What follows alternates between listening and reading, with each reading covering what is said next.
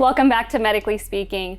Hip dysplasia is the most commonly diagnosed orthopedic condition in dogs, and it affects up to 15% of all dogs, sometimes up to 70 to 90% depending on the breed. Dr. Pfeffer is here to join us. He's with Eastern Carolina Veterinary Medical Center. Dr. Pfeffer, let's start with, what is hip dysplasia?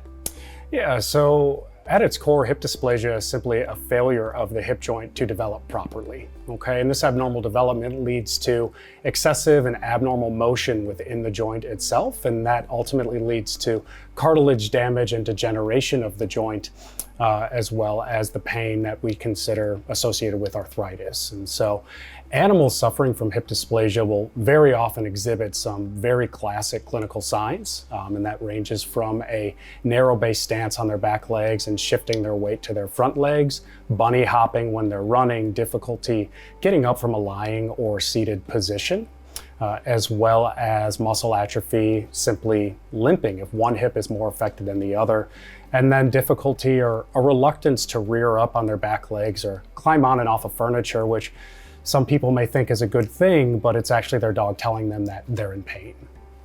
Well, there are some breeds that are more likely to get hip dysplasia than others. Are there any treatment options or things that I can do to prevent hip dysplasia? Yeah, absolutely. There are several procedures available with the goal of improving the conformation of the hip. So conformation being how that hip fits together. And if we are successful, we can limit that abnormal motion and hopefully prevent degeneration of the hip. The downside is these procedures have to be performed in young, actively growing animals before any degeneration starts, and more often than not, people just don't perceive that their animal is really having a problem, or maybe their animal just isn't affected enough to display clinical signs, and we ultimately miss our window. So what are the treatment options if my dog is actually experiencing symptoms?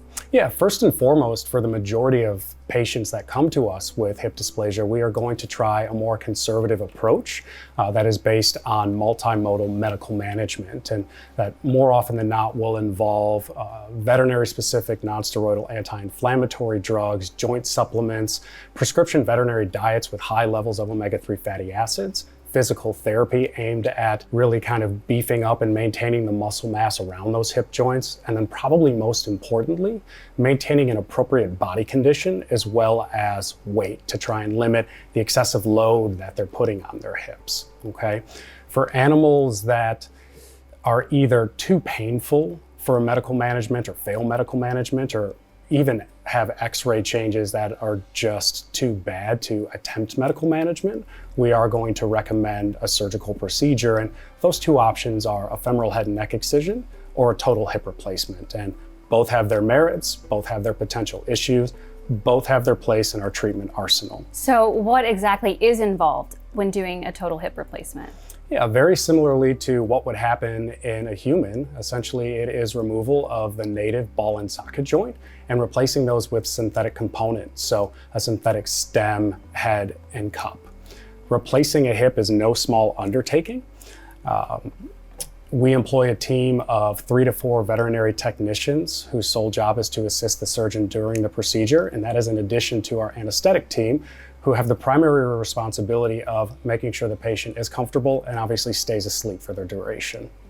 Everyone has a very specific role, and everyone is working together to try and ensure a successful outcome, and that includes our owners, who arguably have the most important job of anyone, because once their pet leaves our facility, they are the sole caretakers, and they are responsible for making sure that they receive appropriate care and that they follow their discharge instructions, because dogs don't read them. Well, thank you so much. Your reputation certainly precedes you. Eastern Carolina Veterinary Medical Center, still located on Greenville Avenue in Wilmington. Thanks for joining us. We'll see you next time.